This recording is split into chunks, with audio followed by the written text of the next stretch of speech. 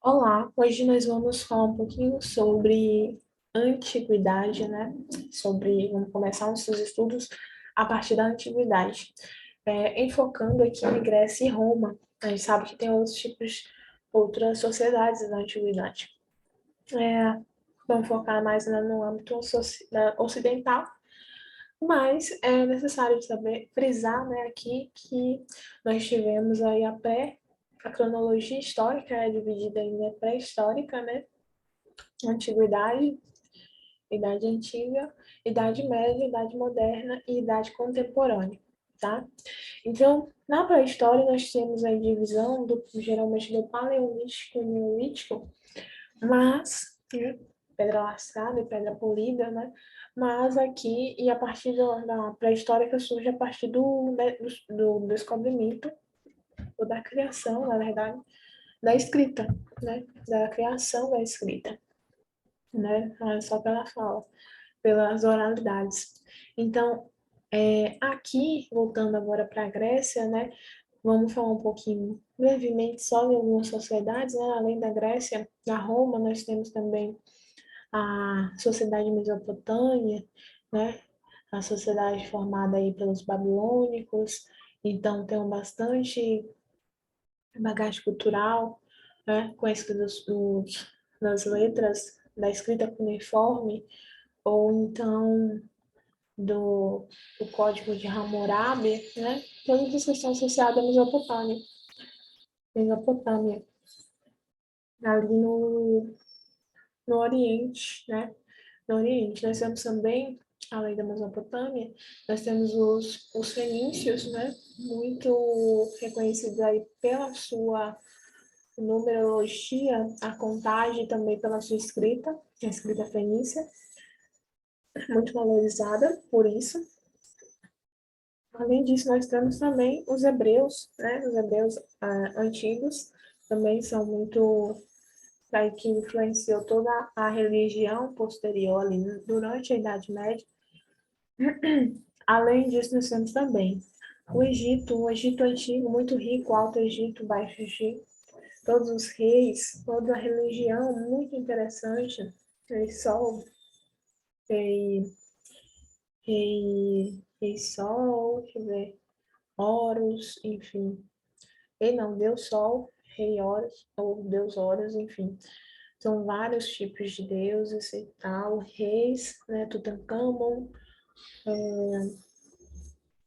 Ramsés, né, Ramsés, Tutankhamon, todos esses aí foram grandes faraós, né, construíram aí as pirâmides do Egito, né, Quéops, Khafre e Micerinos, todos ainda sofreram uma, uma, uma erosão, mas continuam em pé ali, muito bem construídos, são reconhecidos também pela inteligência muito acentuada, né, na construção da engenharia, na astronomia, na matemática no geral, é muito importante, né, posteriormente, e na sociedade futura como um todo, né, e autores importantes nessa sociedade aí.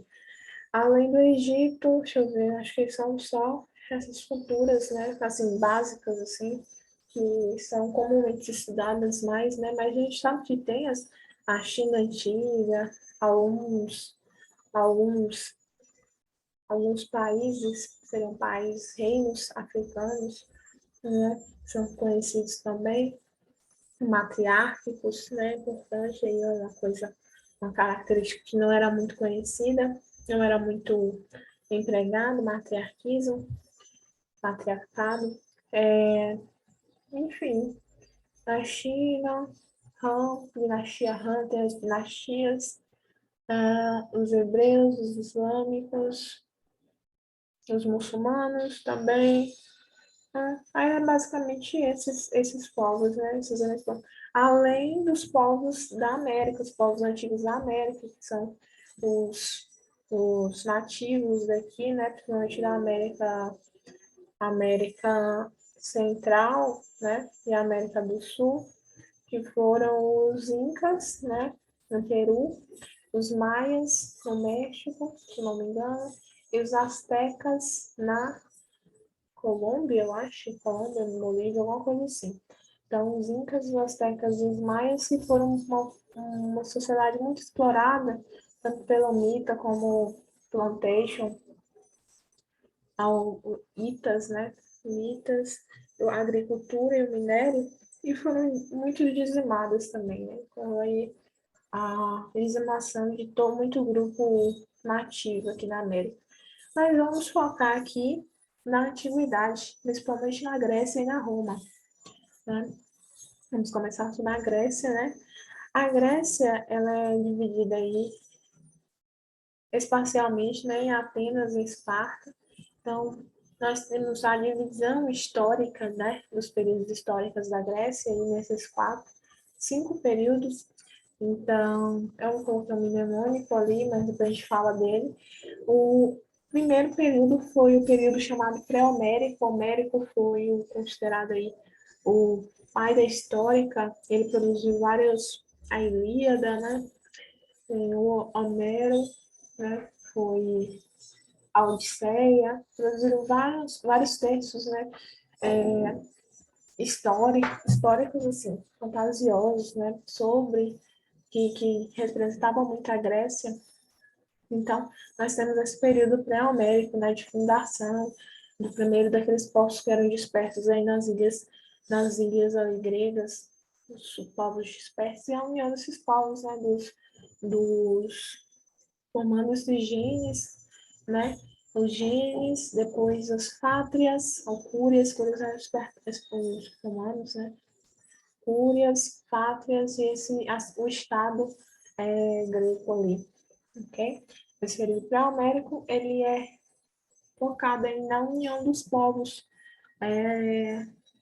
esse é o nome dos povos helenísticos, não, o povo, os helenos, os epícoros, helenos, epícoros, enfim, são vários povos ali nas ilhas na ilha grega, né, dos persas. E houve a unificação desses povos formando aí os gênios, né, e os pátrias no período homérico, né, por período homérico, a formação, a união cada vez mais desses gênios e pátria.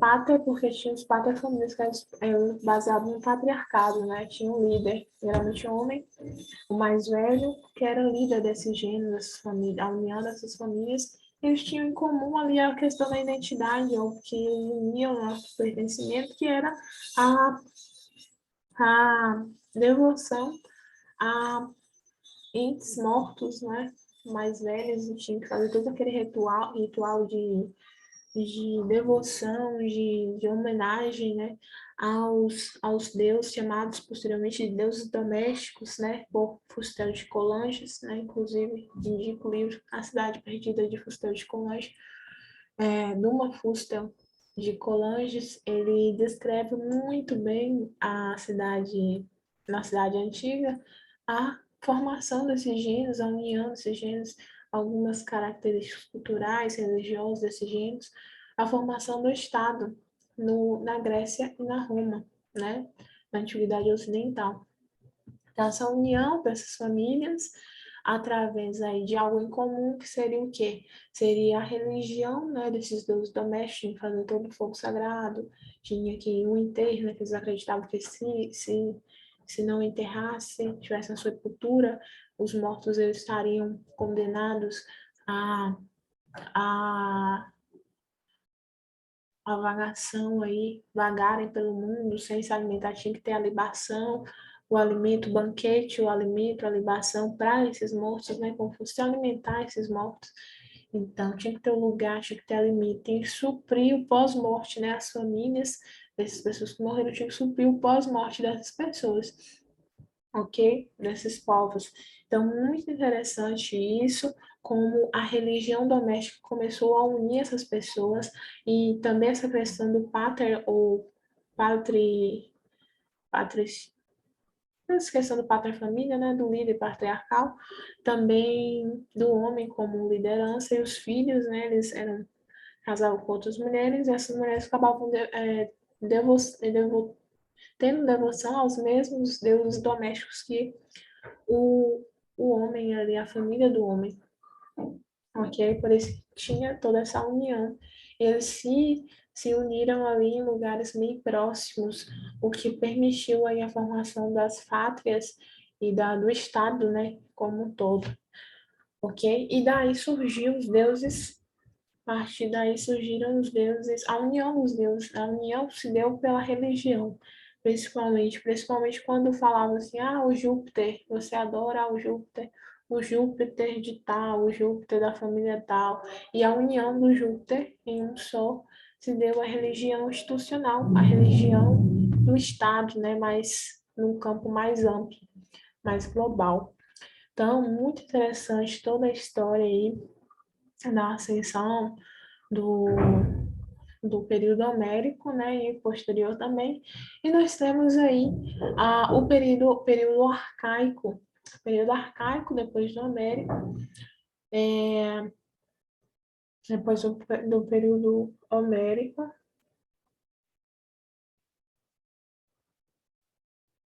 O arcaico, ele traz a questão da importância da polis, porque Atenas ele formava aquela polis, né, que são os estados, as cidades-estados, né, as polis, que tinham como forma de governo a democracia, que empenhava ali. Aí eu coloquei aqui o mnemônico que é associado com devoção, justamente pela devoção desses, como a religião foi importante nos gêneros, tá?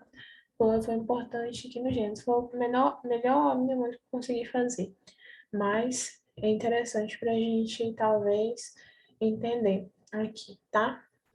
Então, nós temos aqui o Gênesis, o Pater, a polis, democracia, o arcaico é bastante comum aí pela polis, né? Conhecido pela polis. O período clássico, conhecido aí pela a divisão de Atenas e Esparta pelas guerras que tiveram entre Atenas e Esparta, Grécia e nas guerras médicas foi a Grécia e Pérsia, né? Ou as guerras do Peloponeso, que foi Atenas e Esparta também. Então, essa divisão, Atenas e Esparta que tiveram essa desvinculação um pouco aí. O período helenístico, né, é justamente característico pela expansão, né, justamente comandada por Alexandre o Grande, né, pela valorização da antiguidade, da cultura de outros países conquistados, formando a Biblioteca de Alexandria, muito interessante. Então, ele era, possivelmente, na cultura minha, ele era basicamente muito empenhado, um grande estudioso, apesar não, e ainda um grande imperador, né? Então, eu fiz esse mnemônico aqui, ó, PH, período homérico, né, que é Pedro Henrique, né, PH, honrou, H de homérico, honrou a, o chão, ao chão. Aqui deveria ter um A, inclusive vou colocar, ao chão, tá? Ao chão. Ele honrou ao chão, tá? Pra gente lembrar aqui, ó, Pedro Henrique. PH, honrou, homérico. A, arcaico. C, de clássico, né? E H de novo, de helenístico, ok? Pra gente, um startzinho pra gente lembrar os períodos. Então, dentro daqueles eixos, né, que a história coloca para se estudar mais aprofundada, mais didaticamente, né, a história de uma sociedade, nós dividimos aqui a sociedade, política, economia, Estado e cultura, né?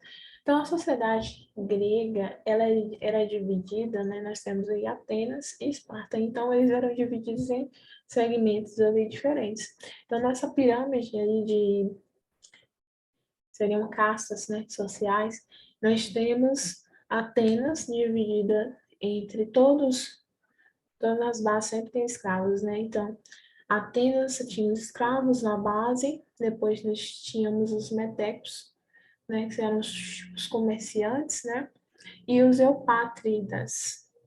Os eupátridas são os verdadeiros patriotas, os verdadeiros cidadãos, né, eram os cidadãos. Então, a pirâmide social de Atenas era característica pelos eupátridas, que eram os verdadeiros cidadãos, os metecos, que eram os comerciantes, né, e os escravos, né, que estavam na base da pirâmide, sustentavam ali a economia, basicamente.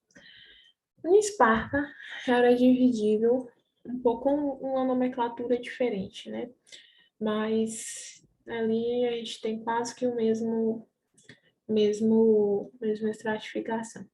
Então, nós temos a sociedade, a pirâmide social de Esparta era dividida na base pelos escravos, que era chamado de lotas, né? Os escravos eram chamados de lotas, escravidão por dívida, essas coisas, tinha muito. Na segunda linha intermédia dessa pirâmide, nós temos os periecos, tá? Os periecos, que não eram se não me engano, não eram estrangeiros, porque eles não viam os estrangeiros como nem parte da sociedade, né? Nós tínhamos ali, era um grupo que estava abaixo ali dos esparciatas, né? Que eram os verdadeiros espartanos, né? Os esparciatas e os periecos, né? E na Grécia, esse intermediário são os metecos, né? Os periecos, os ilotas e esparciatas. Então, é PH, tá? É, Atenas, né? Atenas, nós temos como a divisão, a parte política. Atenas, ela tinha muita democracia, né? Mas a democracia, ela só surgiu ali no período arcaico, clássico, arcaico, né? Arcaico, a democracia surgiu antes do arcaico, que é o pré-Homérico. O Homérico era uma monarquia, então tinha reis ali em Atenas. Só depois que tivemos a democracia muito criticada por Platão e por Aristóteles. Nós tivemos também na política aí as guerras médicas entre Grécia e Pérsia, né? Médicas porque os persas eram chamados de medos, né? Por esses gregos. Aí, a partir dessa guerra, eles formaram a Liga de Delfos, né? Entre Atenas e Esparta. No entanto, eles se divergiram e gerou aí a Guerra do Peloponeso, que foi entre Atenas e Esparta, ok? Nós temos também a questão de Esparta, a política é característica por uma aristocracia, né? É a forma de governo aristocrático, e é muito conhecido pela a militarização, como a gente viu no filme 300 de Esparta, né? Que era muito baseada na guerra, nos exércitos, no treinamento dos exércitos dos cidadãos ali, principalmente os homens, basicamente, né? Tem também a série, né? Esparta. Muito interessante para a gente ver isso também. Economia. A economia ateniense era baseada, acho que na monocultura. Esparta era na expansão militar, eu acho. Na, na, na agricultura também. Cultura. Cultura é a questão dos gêneros, né? A cultura, a língua, a identidade deles, como eu havia dito, era a questão da religião, né, os deuses gregos, né, os deuses de Atenas, Esparta, havia, deixa eu ver, Zeus, né, Zeus, que mais? Era Poseidon, não sei se é o nome romano, não, mas Poseidon, enfim, são esses deuses gregos, né? Filosofia também era uma característica muito importante da cultura grega, né? Com Platão, Aristóteles, Sócrates, os naturalistas, depois Sócrates, Platão, Aristóteles, enfim. E em Esparta era a questão militar mesmo, é uma cultura baseada no militarismo, tá? Então vamos para Roma, né? Roma é basicamente dividida em três períodos. Quais são esses três períodos?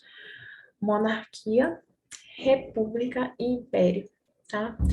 MRI, né, que é um mnemônico para morrer, né? Morrer. Monarquia, república e império. Vamos lá. Monarquia. A monarquia, ela foi a primeira forma de governo aí em Roma, depois não durou muito, né? Depois foi para a república. A república é conhecida, é um período conhecido aí pela própria expansão, apesar de a gente pegar império e achar que por ser império, né, foi a expansão, período de mais expansão, mas não, foi na república. Entre 1449, não, entre 449 e 287 a.C., né? Então, era de trás para frente, né, essa questão do período. Os plebeus, eles organizaram 5 revoltas, né? Que resultaram em várias conquistas. Temos os tribunos da plebe, os tribunos da plebe, principalmente, eram umas reivindicações da própria plebe, né? Em busca de de reconhecimento, né, de certos direitos. Né? O direito romano vem muito daí também, nessa questão da Roma, o direito que é chamado de direito pretoriano. Então, pelas reivindicações populares, como os tribunos da plebe, né, o direito à volta, decisões, algumas decisões, as leis das 12ª, das 12 tábuas, as leis das 12 tábuas são muito importantes para a formação da sociedade, do direito ali também. As leis licínias e a lei canuleia, tá? Vários tipos de lei. E é muito conhecido pela expansão e pelo direito pretoriano, tá? Roma. A expansão romana, né? Como eu havia dito, e também o chamado triunvirato, né? Que é o governo de três. Um governo de três, uma república de três. Triunvirato e depois o segundo triunvirato. O primeiro triunvirato foi formado por Pompeu, Crasso e Júlio César, tá? E o segundo triunvirato é constituído por Marco Antônio. Foi o Marco Antônio que matou Júlio César para ficar com a Cleópatra, não foi? Acho que sim. Otávio Augusto e Lépido, né? Então, nós temos a República característica por essa questão, a expansão territorial, a expansão romana, a questão do direito pretoriano, direito romano, que influenciou o direito que hoje nós temos no Brasil, e também o triunvirato, primeiro e o segundo, né, Júlio César e Marco Antônio. E terminou aí com Augusto César, Otávio Augusto, na verdade, Otávio Augusto, indo para o Império. Né? Otávio Augusto aí no Império, proclamou o Império, e também nesse Império é conhecido, tem uma característica muito conhecida, principalmente tem no filme Gladiador, né? A política do pão e circo, né?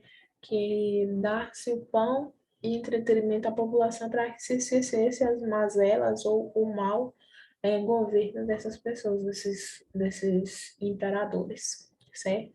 Então, a política do pão e circo também é muito interessante ser estudada. Posteriormente a Otávio Augusto, surgiram outros imperadores conhecidos, como Tibério, né? Tibério, Calígula, conhecido como ser um dos piores, uma sequência de ruins imperadores, né?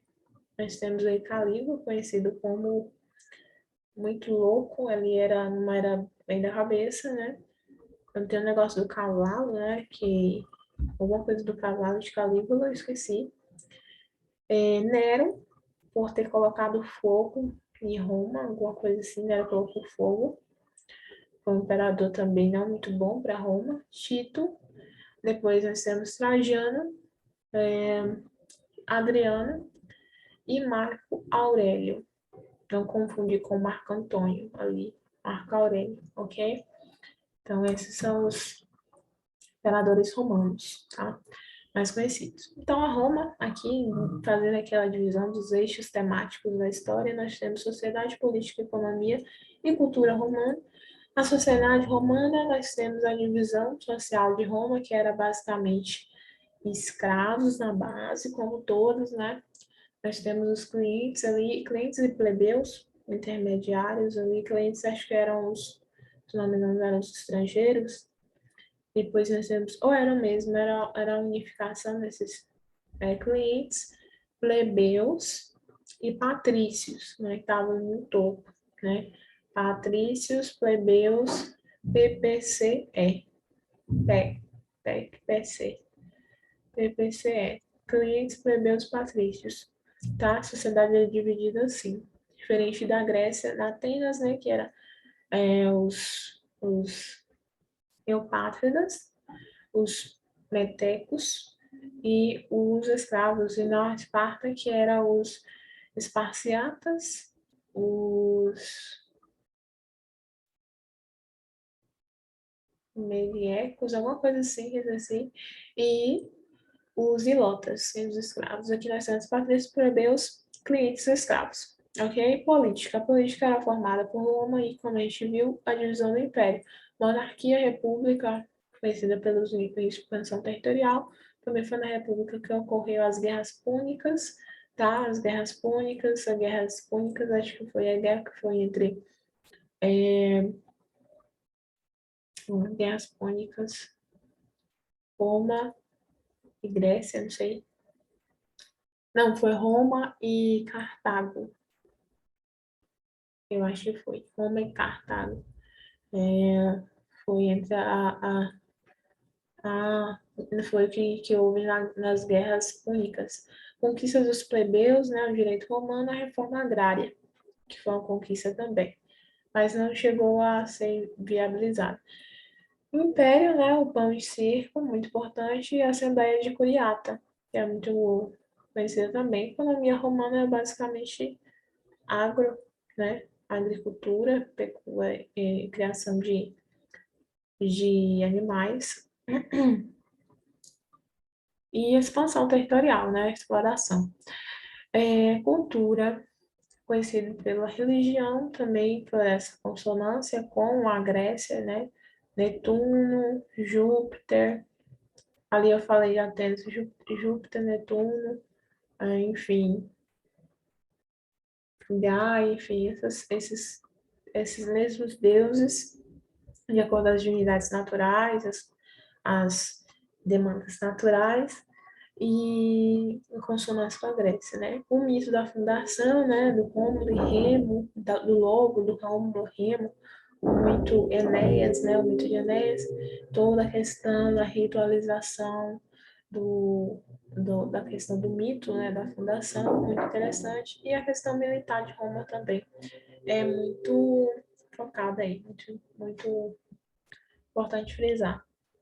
Fazer algumas questões, né? Primeira, na imagem, vamos ver a pergunta. A explicação dada à imagem revela a intolerância existente na época. Uhum.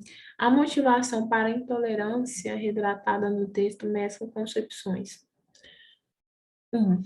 Vamos lá. Na imagem, a mulher Hipatia, erudita, professora, Hipatia, filho de Hipatia, né? Ela era matemática, ela que descobriu algumas coisas dos círculos de geometria, geometria analítica. Geometria analítica tem muito isso, dos círculos, quando você corta um cone, um círculo, e tem toda a formação, aí você coloca junto e combina, não sei, uma coisa assim dos círculos. Então, Hipatia é uma grande conhecedora e devia ser bastante conhecida, mas não foi, né? Então, ela foi despedaçada por uma mutirão de cristãos fundamentalistas, né? Cristãos extremistas no século IV, entre os anos de 415 e 416, na cidade de Alexandria, onde dava aulas na famosa Biblioteca de Alexandria. Sua morte ocorreu porque A pensadora era pagã e possuía elevado nível de conhecimento em astronomia, o que assustava os cristãos e colocava em xeque a autoridade do bispo. Os cristãos eram maioria na época, em razão de terem se tornado a religião oficial do Império Romano. Tá ali, tá bem no final do Império Romano, né? Então, a explicação dada à imagem revela a intolerância existente na época. A motivação dessa intolerância, história acadêmica, não, política e religiosa mesmo, tá? Da política e religiosa. Vamos lá, Fulvestre. Vamos ler a pergunta primeiro. Com base no texto, pode-se apontar corretamente que, em certos aspectos, os gregos foram sempre um povo disperso. Os gregos, os romanos, penetraram em pequenos grupos no mundo mediterrâneo e mesmo quando se instalaram e acabaram por dominá-lo, permaneceram desunidos na sua organização política, né? Atenas e Esparta. No tempo de Heródoto, né, e muito antes dele, encontravam-se colônias gregas não somente em toda a extensão da Grécia atual, como também no litoral do Mar Negro, nas costas da atual Turquia, na Itália do Sul e na Sicília Oriental, na costa setentrional da África e no litoral mediterrâneo da França. No interior deste elipse de uns 2.500 quilômetros de comprimento, encontram-se centenas e centenas de comunidades que, a miúde, diferiam na sua estrutura política e que afirmaram sempre a sua soberania. Nem então, nem em nenhuma outra altura no mundo antigo houve uma nação, território nacional único regido por uma lei soberana, que se tenha chamado Grécia, ou sinônimo de Grécia. MI, Freire, O Mundo de Ulisses, de 1972. Com base no texto, pode-se apontar corretamente que: letra A. A desorganização política da Grécia Antiga, que sucumbiu rapidamente ante as investidas militares de povos mais unidos e mais bem preparados para a guerra, como os egípcios macedônios, não. B. Necessidade de profunda centralização política, como a ocorrida entre os romanos e cartagineses, né, não ocorreu para que um povo pudesse expandir seu território e difundir sua produção cultural. Não. C. Carência entre quase todos os povos da antiguidade de pensadores políticos capazes de formular estratégias adequadas de estruturação e unificação do poder político. Não. D. A inadequação do uso de conceitos modernos como nação ou Estado nacional no estudo sobre a Grécia Antiga, corretamente, que vivia sob formas de organização social e política. Vivia sob outras formas de organização social e política. Então, você colocar uma forma, é correto falar sobre o texto, que há uma inadequação de uso de conceitos modernos, né? Seria uma aporia, aporia que chama, né? Quando está descontextualizado. Então, ele fala que nunca houve no mundo antigo uma nação não um contexto ali, Estado moderno, uma ação, contexto de nação só vem a ser constituída e definido, conceituado na Idade Moderna. Nação, território nacional, unido pela lei soberana, então está descontextualizado aí, tá? Então, essa é a questão. Que questão grande, as perguntas que são enormes. Então, a partir do excerto, acima e dos conhecimentos sobre a Grécia Antiga, assinar a alternativa que relaciona corretamente a polis, a expansão grega e desenvolvimento das moedas. Tá? Então, grego. Considere o texto abaixo o surgimento das três transformações culturais notáveis da Grécia nos idos do século VII antes de Cristo, o desenvolvimento da polis e da vida política, a complexificação crescente das trocas comerciais e a alfabetização, né? Antiguidade clássica, história e cultura a partir dos documentos. A partir do inserto acima e dos conhecimentos sobre a Grécia Antiga, assinale a alternativa que relaciona corretamente a polis, a expansão grega e desenvolvimento das moedas. A. A polis desenvolveu-se como uma cidade fortificada, caracterizando a ocupação da Magna Grécia por a Esparta. A expansão grega ocorre devido à insuficiência de escravos nas cidades-estados. Não.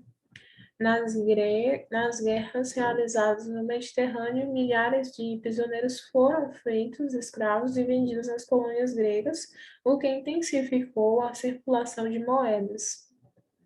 Não. B. A polis era um tipo específico de organização social encontrada em Atenas e Esparta. Não, só Atenas, né? Polis era só Atenas. No período em questão, essas duas cidades-estados rivalizaram-se na expansão territorial, gerando a Guerra do Peloponeso, de fato. Não, na verdade, sim. Ao final desse conflito, os atenienses derrotados fundaram colônias em regiões mediterrâneas e do Mar Negro, aumentando a circulação de moedas. Essa parte de Polis, tendo Grécia e Atenas, não está certo, né? Então, C. A polis foi a principal forma de organização social na Grécia, sim, constituindo-se em cidades autônomas com governos e leis próprias. Tinha polis espartana? Esparta? Outro ficando doido. Ou Esparta era uma polis. No século VII a.C., com o aumento demográfico e a concentração latifundiária, houve a expansão grega para regiões do Mediterrâneo e do Mar Negro, causando intensa circulação de moedas para o comércio marítimo e terrestre. Então, a moeda e a organização está associada a isso. Vamos ver os outros, né? D. A polis surgiu como solução para conflitos entre Esparta e Atenas. Não, veio antes, né? Domínio do restante da Grécia, constituindo-se como cidade autônoma fortificada, cujo isolamento protegia de agressões. Isso permitiu a expansão comercial marítima de Atenas pelo Mediterrâneo, levando à formação de colônias e ao aumento da circulação de moedas nas trocas comerciais. A polis era um tipo de cidade-estado que se desenvolveu em decorrência da expansão comercial grega, ocasionando a fundação de colônias da Magna Grécia. Por conta de seu caráter autônomo, algumas cidades, estados uniram-se na Liga de Delos para conquistar territórios do Mediterrâneo, gerando aumento da atividade comercial grega e uso de moedas. Não foi devido à expansão grega mesmo para regiões do Mediterrâneo e Mar Negro que possibilitou essa maior troca. Vamos lá. Consideremos o significado explícito. Ela vem do latim res publica, da república é res publica, e quer dizer coisa de todos. Denomina, portanto, uma forma de governo em que o Estado e o poder pertencem ao povo. No entanto, o que se observou na fase inicial da República Romana foi a instalação de uma organização política dominada pelos patrícios.